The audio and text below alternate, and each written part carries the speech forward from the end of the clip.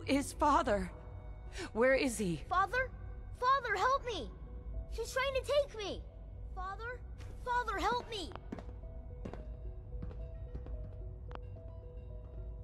Shaun. S923, recall code Cirrus. Fascinating, but disappointing. The child's responses were not at all what I anticipated. He's a prototype, you understand. We're only just now beginning to explore the effects of extreme emotional stimuli. Please try and keep an open mind.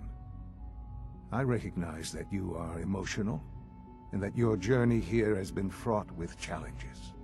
Let's start anew. I am Father. Welcome to the Institute. Father. That's your name? Your title? Father is my unofficial title. It's what I've come to mean to the people of the Institute. Just as you are a parent to your son. To Shaun. I'll make this very simple. Where is my son? He's here, in the Institute. Closer than you think. But I need you to realize that this situation is far more complicated than you could have imagined. You have traveled very far, and suffered a great deal to find your son. Well, your tenacity and dedication have been rewarded. It's good to finally meet you, after all this time. It's me. I am Shaun. I am your son. Come on. That's crazy. I assure you, I am completely sane and entirely honest. In the vault, you had no concept of the passage of time. You were released from your pod and went searching for the son you'd lost.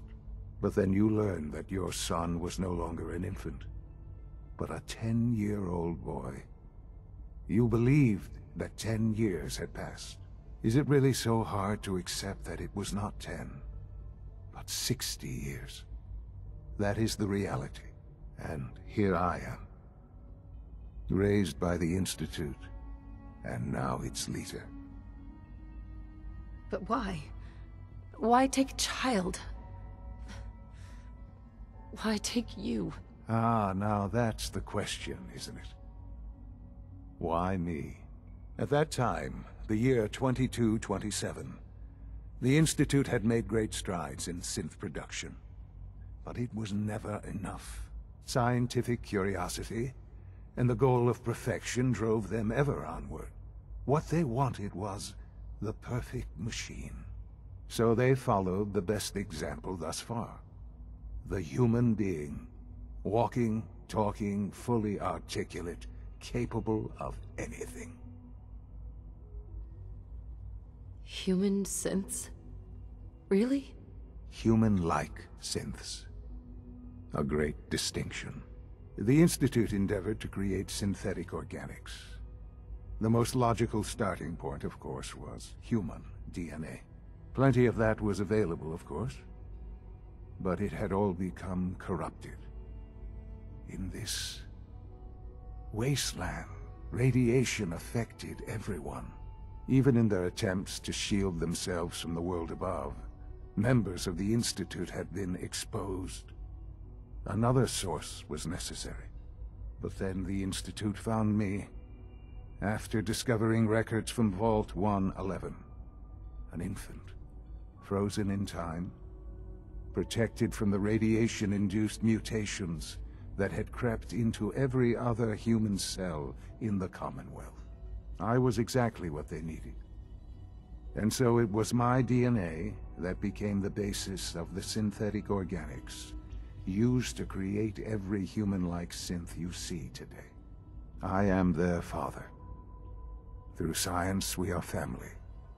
The synths, me, and you.